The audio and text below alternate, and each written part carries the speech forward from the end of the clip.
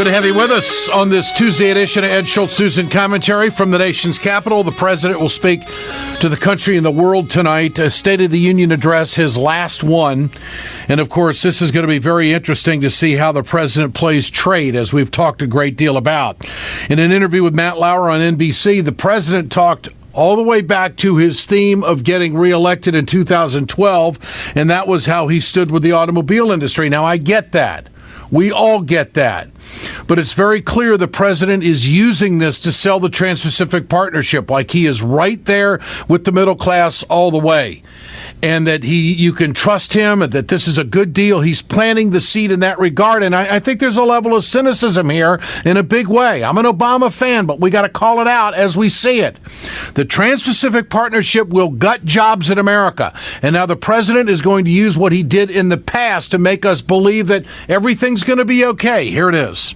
7 years ago, the American auto industry was on the brink of collapse. Plants were closing. Hundreds of thousands of workers were getting laid off from jobs that had been their ticket to a middle-class life. And as the pain spread across the country, another 1 million Americans would have lost their jobs in the middle of the worst economic crisis of our lifetimes. Some said it was too late to turn things around, but I refused to turn my back on so many of the workers that I had met. Instead, I placed my bet on American workers. And he is not doing that with the Trans-Pacific Partnership. Now, that was the president's address over the weekend. You can't have it both ways. A bad deal is a bad deal. Outsourcing is outsourcing.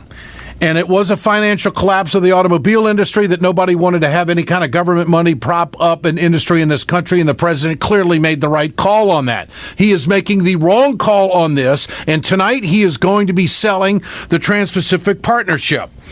Issue number 2, what about Donald Trump? Lauer asked the president if he is responsible for the rise of Trump. Do you take responsibility for that? And the reason I ask it is, people said after 8 years of George W. Bush in the White House, the American people were hungry for your message of hope and change.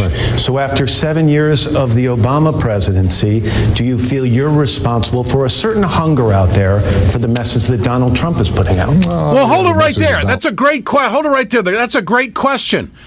But that question should be posed not about Donald Trump, but about Bernie Sanders.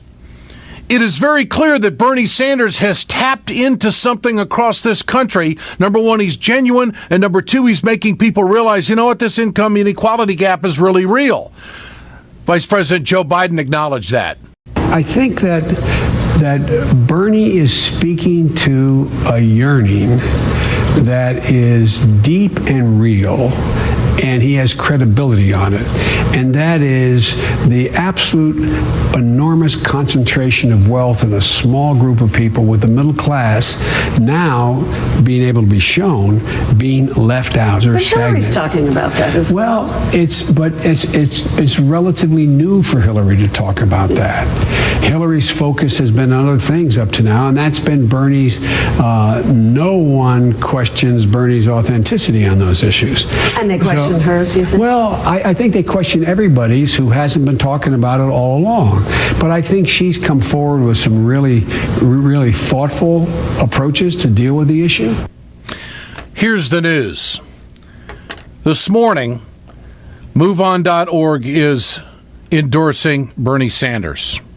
MoveOn.org in the past has never endorsed unless 67%, 66 2/3% of their members go with a candidate. There was recently a survey done over a number of weeks. 350,000 people connected to MoveOn.org. 78% want Bernie Sanders. Now, that's not favoring one candidate over another. That's an absolute story to report. Only 14% of Move On went along with Hillary Clinton, and almost nobody in the organization, less than 1%, went with Martin O'Malley. So what Biden is talking about is the crux of the entire movement behind Sanders. And this is a classic. We've never seen anything like this in the Democratic Party for a long time. Two so closely put together. Back in the Obama-Clinton race, it was pretty clear who had the best ground game. Hillary Clinton clearly has shorn up any kind of problems that she had in a ground game, and it's going to be a knockdown drag-out in Iowa. It is really, you could talk about all the polling you want. It is way too close to call. Now, the president hasn't weighed in on any of this, and I'm sure he's not going to weigh in on any of that tonight in the State of the Union address.